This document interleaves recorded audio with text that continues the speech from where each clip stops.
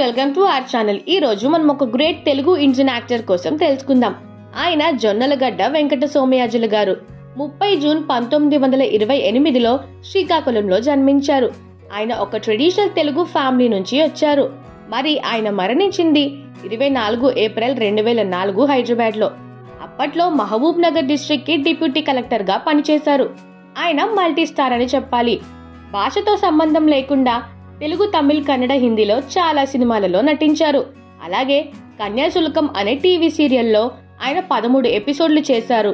గురజాడ అప్పారావు గారి పైన ఉన్న మక్కువ అతన్ని కన్యాశుల్కం పోషించేలా చేసింది. ఆయన చేసిన తెలుగు సినిమా జ్యోతి, అది 1976లో వచ్చింది. 5 దశాబ్దాలలో ఆయన 50 కంటే ఎక్కువ చిత్రాలే చేశారు. ఆయన కెరీర్ లో గుర్తుండిపోయే క్యారెక్టర్స్ అంటే శంకరాభరణంలో శంకర శాస్త్రి, త్యాగరాజలో త్యాగయ్య అని చెప్పొచ్చు. పిన్సీతో విడాకుల పాత్రలను పోషించడంలో ప్రసిద్ధి చెందారు. బెస్ట్ యాక్టర్ గా తెలుగులో ఆయనకి ఫిల్మ్ఫేర్ అవార్డు కూడా వచ్చింది. నటనతో పాటు సాహిత్యం, కవిత్వంపై ఆసక్తి ఉండేది. ఆయన చిరకాలం గొప్ప నటుడిగా ఇండియన్ సినిమాలో ఎప్పటికీ ఉండిపోతారు.